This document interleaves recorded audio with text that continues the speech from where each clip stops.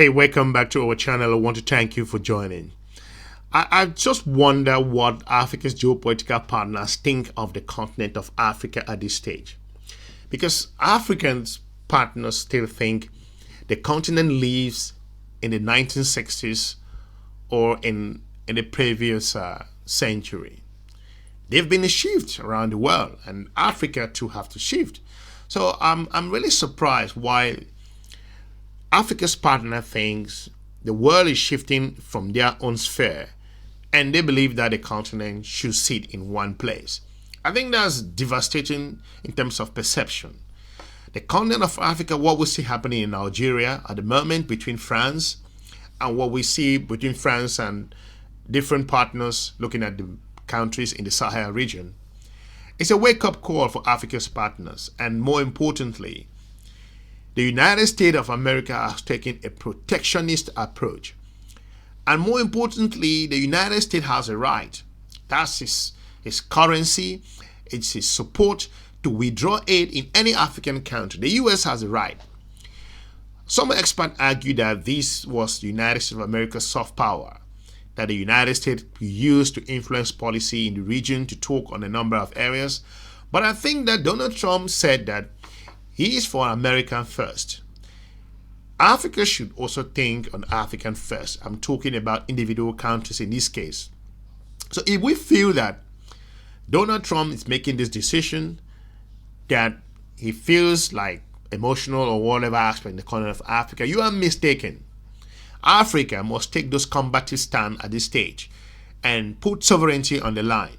Sahel countries have said, we don't want to work with France. We don't want to, I'm not saying they're not going to work with France at all. They are saying that we don't want to work with an unproductive partnership, unproductive relationship with France. That's been it. So there's nothing to hide about.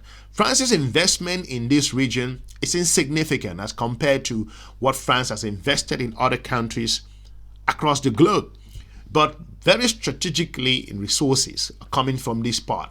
Uranium that support France's nuclear plant, and all of these are important things that we heard that were being swept under the carpet. So what's going on globally? If we expect that African nations should sit in one place and look, will be a fundamental error. Djibouti, for example, has decided that it wants to be very neutral in terms of its operative and engagement with major powers. Djibouti has been pushed back and forth to take side. That's why the Djibouti government refused the United States of America to use its territory for launching of strikes to the Houthis. So this is not something new. So these countries understand the implication of this, and it will be difficult. I don't think the United States can allow another country to use its territory to engage. So Djibouti is making money, no doubt, from and other countries who are currently in that particular location.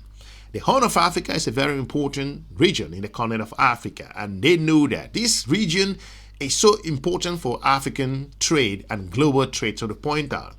But more importantly, if you consider that African countries cannot shift positions, cannot select partners who can provide them an alternative, then you are mistaken. The geopolitical space is not what it used to be. So African nations understand the implication of the shift in the United States of America. So it's important that Joe Biden was basically collaborating and working with African countries to an extent which I didn't see any better collaboration from my own perspective, because Joe Biden never visited Africa until the last period of his presidency. I'm not sure Donald Trump is going to visit Africa at all. So he may surprise, but we will see what happens. But I'm not naive to think that that's going to happen. So Joe Biden traveling to the continent of Africa, visiting Angola, talking about the Lobito corridor. I think this is nothing going to happen in the Lobito corridor. So African governments are not foolish, or African experts are not stupid. They are observing what's going on there. And like I said, Lobito is the measuring rod for the United States of America. The Lobito corridor is what China will use to crush the United States of America's ego in the continent of Africa in the geopolitical sense, because China is observing the Lobito corridor to be a critical part in terms of US's engagement in the continent of Africa. That will be one of the most important investment for the United States of America in the African continent. And if US does not deliver, like I've said, I'm not sure they're going to deliver it. So geopolitics is a brutal game, and election has consequences. If Joe Biden was pushing this, thinking that to an extent they were going to stay in power to deliver on this project, if this project is not delivered, it will be a fundamental shame for the United States of America, and it will call into question, especially now that aid have been deducted or cut from the continent of Africa. So African countries now have the opportunity, like the former African Union ambassador to the North America, the United States, to point out, said that this is an opportunity for the continent of Africa. And I agree completely. We talk about geopolitics here, nothing else.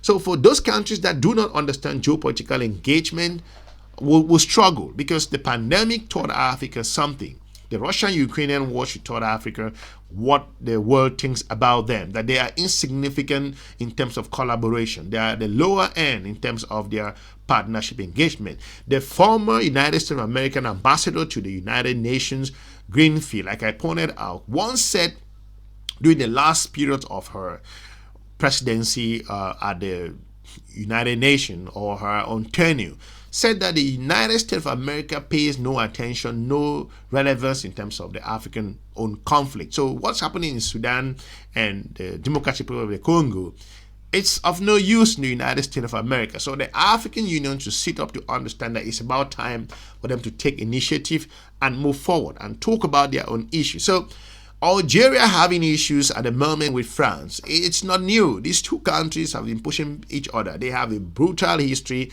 in terms of France's colonial behavior in those particular African nations. So these stem back to colonialism, like I pointed out. Like I said, colonialism has consequences in the continent of Africa. So if African countries are opening their hands to embracing countries like Russia and China, it's not by mistake. So each time, like I said, the United States of America and its geopolitical partners have seen African countries to be as a problem to be solved, that they do have a lot of problems to be resolved.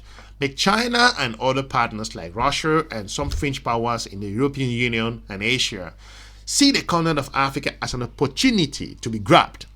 So this vast difference plays in the hands of Africa's geopolitical partners who understand. If you look at the Sahelian countries, Burkina Faso, Mali, Guinea, they have huge challenges in terms of security. So they are working extremely hard to resolve this issue. So they don't need this kind of lecturing. They need partners that can provide them the tools that they need to solve these urgent issues. That's why this region came out with over 5,000 strongman force to tackle the jihadist issues in this region. So we see how this play out. So Donald Trump's decision to cut aid in the continent of Africa is a wake-up call. It's an opportunity to an extent. Geopolitical expert claps.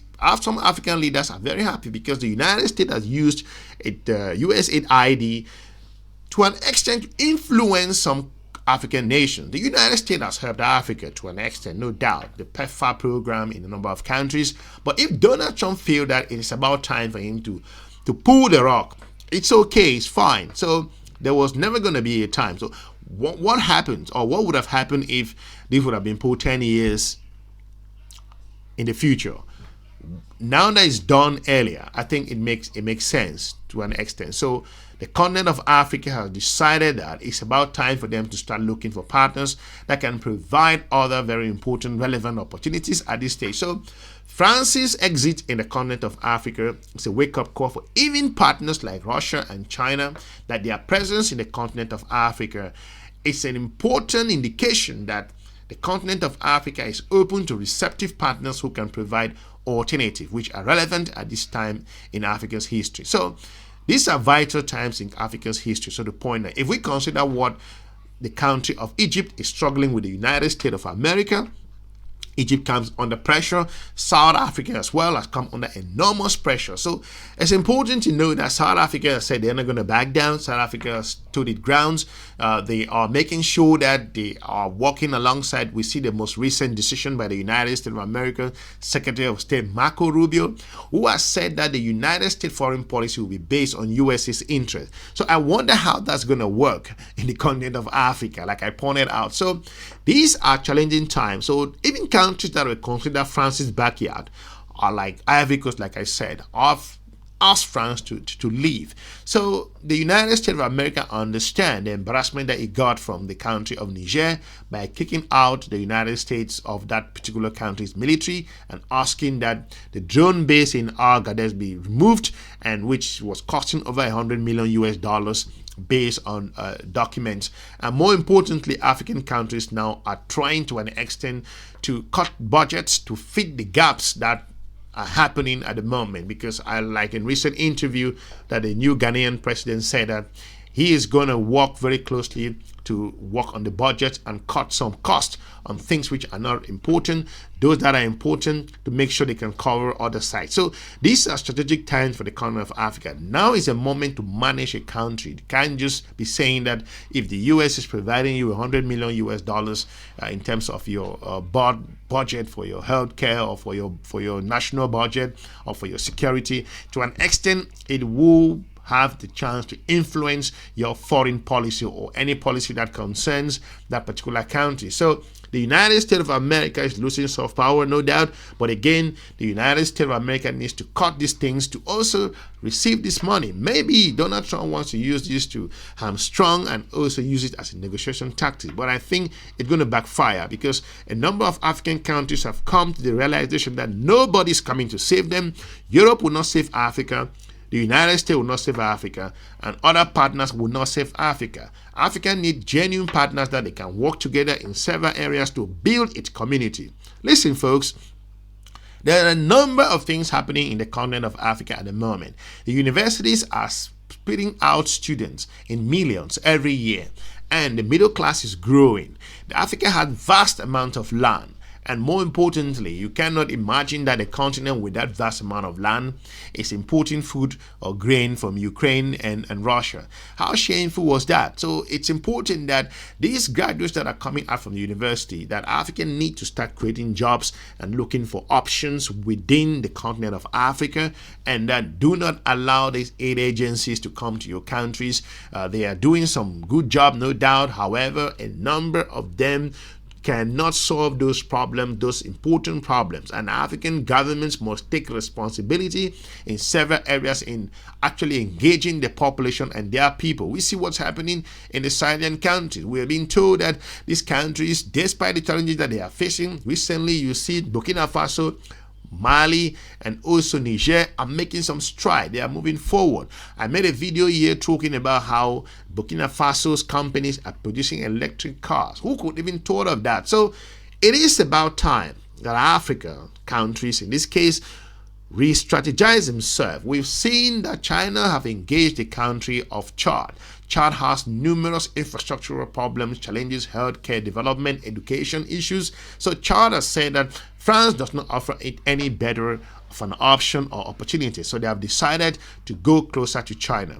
So let me know what you think regards to what's happening in the country of France between Algeria, if this is new, but I don't think this is new.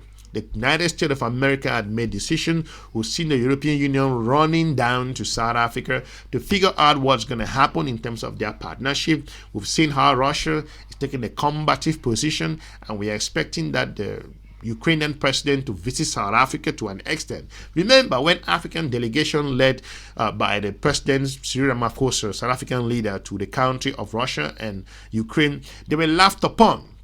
They were called begging mission. And today, we see that in the future, in the next couple of weeks, the president of Ukraine will be going to South Africa to talk on this same particular issue. So it is important at this stage, right? So the continent of Africa should understand its relevance and importance in the global community and start working towards that to strengthen its position. Speak with one voice. Don't speak in different voices. And it sends mixed signal, like I've always said. So when we talk about the veto power in the United Nations, African countries must sit and make that decision. They should not be disorganized, should not focus on things that are not relevant, should stay focused and make sure that the government start listening to its citizens, and African countries to start investing inward. This notion of that every good thing should come from the West, it's wrong mentality and it's a wrong way of thinking. So it's important at this stage that the continent of Africa sit up and reorganize itself to win this particular geopolitical struggle.